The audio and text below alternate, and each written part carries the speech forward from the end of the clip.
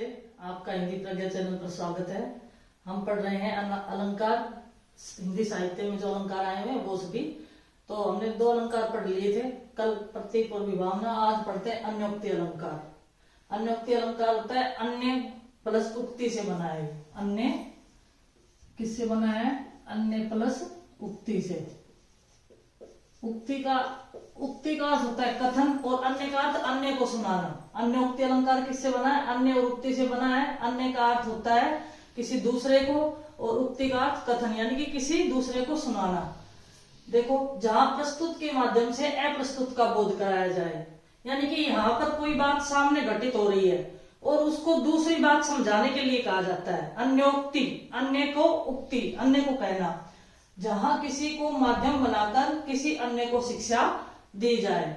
ठीक है, या तो प्रस्तुत के माध्यम से अप्रस्तुत का बोध कराया जाए, यानी कि यहाँ पर कोई घटना हम सबके सामने कोई बात नहीं कह सकते, तो हम उस बात को किसी दूसरे उदाहरण के द्वारा, कोई दूसरी उक्ति के द्वारा कह देते हैं। तो यही बात इसमें अन्योक्ति अलंकार में, प्रस्तुत के माध्यम से जहां पर अप्रस्तुत का बोध कराया जाए उसे क्या कहते हैं? अन्योक्ति अलंकार कहते हैं। साधारण शब्दों में, जहां किसी को माध्यम बनाकर किसी अन्य को शिक्षा दी जाए, जहां किसी को माध्यम बनाकर किसी दूसरे को शिक्षा दी जाए उसे अन्योक्ति अलंकार कहते हैं। और कवि बिहारी जो रीति काल में है वो अन्योक्ति अलंकार के सबसे श्रेष्ठ कवि माने जाते हैं, सबसे अच्छे कवि है।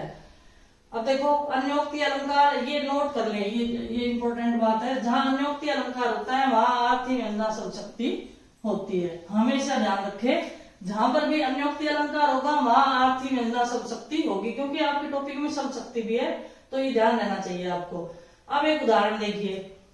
नहीं पराग नहीं मधुर मधु, नहीं विकास यही काल, अली कली ही सो बंध्यो, आगे कौन हवाल। इसका अर्थ तो चलो सीधा सा है कि हे भंवरे, अली कली ही सो बंध्यो। यहाँ पर अली का अर्थ होता है भंवरा। अली का अर्थ क्या होता है? भंवरा। और अगर यहाँ पर बड़ी की मात्रा लग जाए तो हो जाता है सखी। अली का अर्थ क्या होगा इसका? सखी। लेकिन यहाँ पर छोटी की मात्रा है, यहाँ इसका अर्थ क्या होगा? भंवरा होगा। कि हे भंवरे, इस कली में ना तो अभी से पराग आया है, ना ही इसमें मधुर मधु हुआ है, मधु यानी कि शहद या रस उत्पन्न हुआ है, नहीं विकास ही काल, और न ही अभी तक इसका विकास हुआ है, यानी कि संपूर्ण यौवन को प्राप्त हुई है। अभी तक ये एक छोटी सी कली ही है। अली कली ही सो बंध्यो, हे भंवरे तू अभी से इस कली से इतना बंध गया है, इस कली से इतना प्रेम करने लग गया है, अभी तो पूर्ण यौवन को ही प्राप्त नहीं हुई है, ये आगे कौन हवाल। तो जब ये पूर्ण यौवन को प्राप्त हो जाएगी, पूर्ण अवस्था में हो जाएगी, तो तुम्हारा क्या हाल होगा। देखो, बड़ा ही सीधा सा है। इसमें आप इस तरह से समझ सकते हैं कि ये राज दरबार है मान लो, और कवि बिहारी का ही ये दोहा है।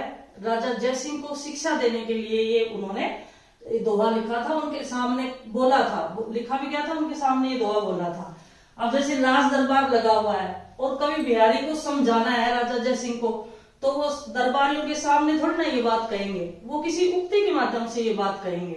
तो इसमें जैसे कि ये राज दरबार है, यहाँ मान लो बिहारी बैठे हैं, ठीक है, यहाँ बिहारी है, और यहाँ राजा जयसिंह, राजा मान सिंह नहीं थे, राजा जयसिंह है, राजा बैठे हैं, और ये राज दरबारी, यहाँ पर राज दरबारी बैठे हुए हैं। और पास में ये है कि कलियां खिली हुई है, बगीचा है, बगीचे में क्या है? कलियां खिली हुई है, ठीक है। और यहाँ पर बैठा है एक भंवरा। तो राजा बिहारी ने राजा को समझाने के लिए बिहारी ने किसको संबोधन किया? भंवरे का। भंवरा क्या कर रहा था? कलियों पर बैठ रहा था, एक कभी इस पर, कभी उस पर, कभी उस पर।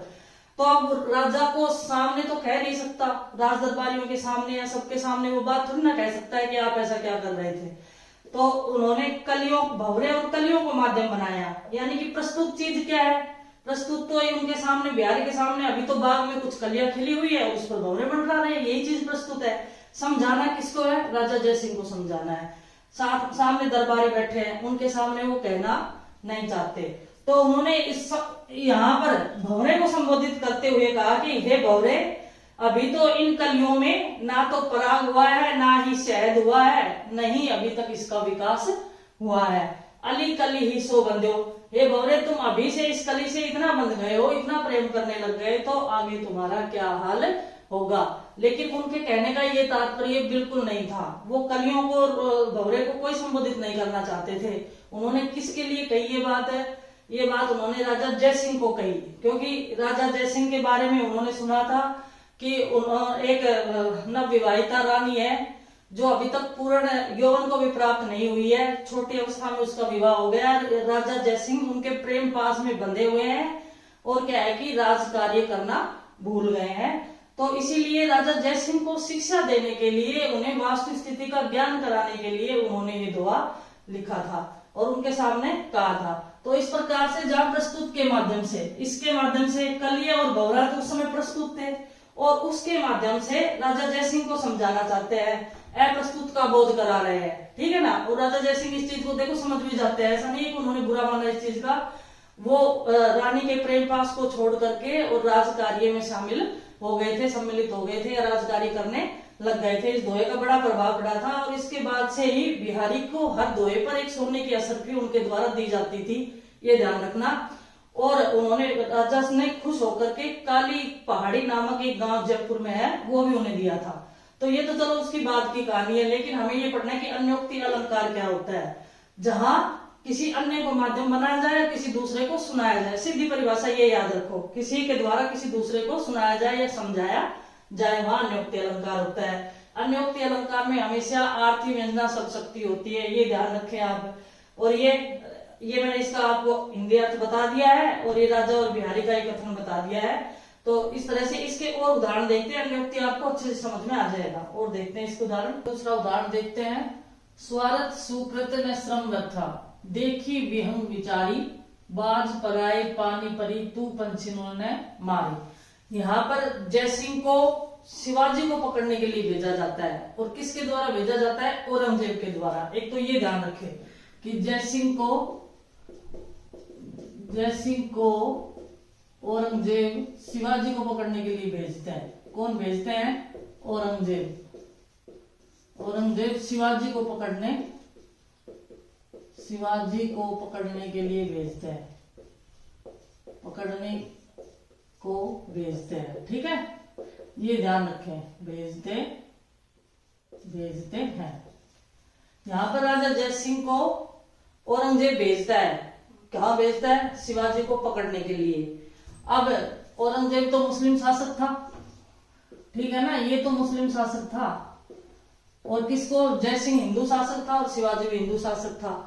तो इसको शिवाजी को पकड़ने के लिए भेजते, तो यहाँ कवि ने उसे समझाया है, किसके माध्यम से?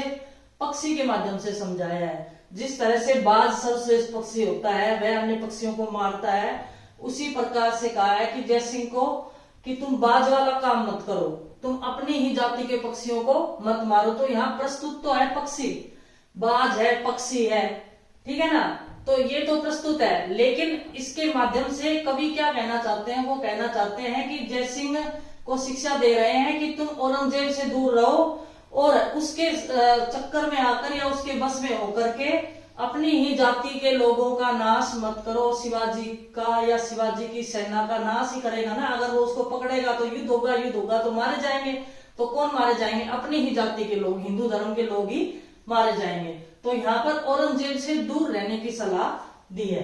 देखो, स्वार्थ सुकृत में श्रम व्यर्था, अपने स्वार्थ के वशीभूत होकर सुकृत अच्छे कार्य न करो, श्रम व्यर्था, इससे तुम्हारी मेहनत है वो बेकार जाएगी। क्या है कि स्वार्थ के वशीभूत होकर, क्योंकि आप तो अपना स्वार्थ देख रहे हैं, आप औरंगजेब के पक्ष में हैं और उसको पकड़ लेंगे तो हो सकता है आपका पद ऊंचा हो जाए और आपका और लाभ मिल जाए, लेकिन ये तो तुम्हारा स्वार्थ हुआ ना। तो अपने स्वार्थ के वशीभूत होकर अच्छे कार्य न करो, श्रम वृथा, इससे तो तुम्हारी मेहनत है वो बेकार ही जाएगी। देखी विहंग विचारी, हे पक्षी तुम सोच करके देख लो। यहाँ विहंग किसे कहा है? जयसिंह को कहा है। ये जयसिंह तुम सोच करके देख लो, या ये पक्षी तुम विचार करके सोच समझ करके देख लो, क्योंकि तुम्हारी इस कार्य करने में तुम्हारी जो मेहनत है वो बेकार जाएगी। बाज पराए पानी परी, हे बाज तुम दूसरों के हाथों में पड़कर, पानी का अर्थ यहाँ पर हाथ होगा, पानी का अर्थ, पराए का अर्थ दूसरों के हाथों में पड़कर। और फिर बाज भी किसके लिए संबोधन आया है? जयसिंह के लिए आया है, जयसिंह के लिए। क्योंकि वो बाज का काम कर रहे थे। जिस तरह से बाज है वो छोटे पक्षियों पर आक्रमण करता है, उसको नष्ट कर देता है। तो यहाँ शक्तिशाली जयसिंह को बताया गया है, तो हे बाज तुम दूसरों के हाथों में पड़कर तू पंछियों ने मारी, तुम अन्य पक्षियों को मत मारो, अर्थात अपनी ही जाति के लोगों को मत मारो। तू पंछियों ने मारी, तुम अन्य पक्षियों को मत मारो,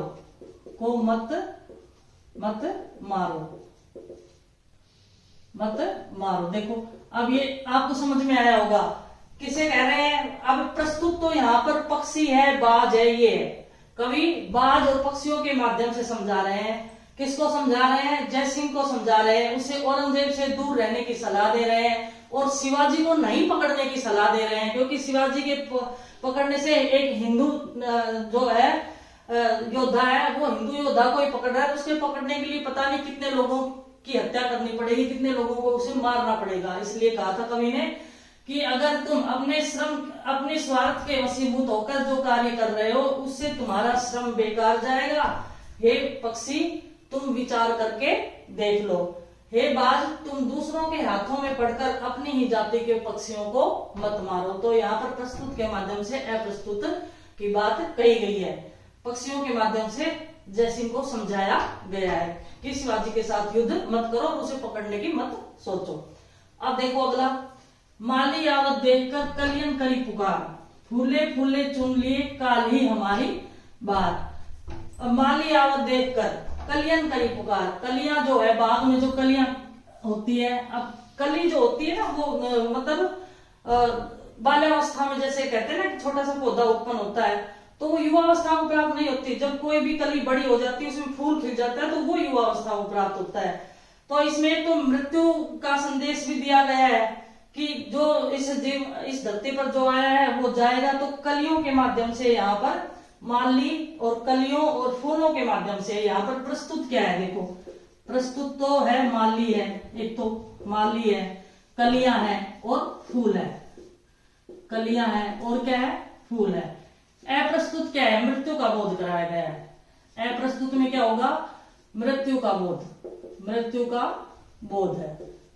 ठीक है, अप्रस्तुत में मृत्यु का बोध है। अब देखो इसका अर्थ देखिए, प्रस्तुत यहाँ पर माली कलियां और फूल है। प्रस्तुत के मतलब बात तो माली कलियों और फूल के माध्यम से कही गई है, लेकिन कवि ने बोध मृत्यु का कराया गया कि जो इस जीवन में आता है ना उसकी मृत्यु अवश्य होती है। देखिए इसका अर्थ, माली आवत देखकर कलियन करी पुकार, माली को आता हुआ देखकर कलियां पुकार करने लगी, फूले फूले चुन लिया, कि जिस पर भी यानी कि जो भी फूले फूले का अर्थ है जो भी फूल युवावस्था को प्राप्त हो गए हैं या जो कलियां युवावस्था को प्राप्त हो गई है उसे माली ने चुन लिया है, अर्थात तोड़ लिया है।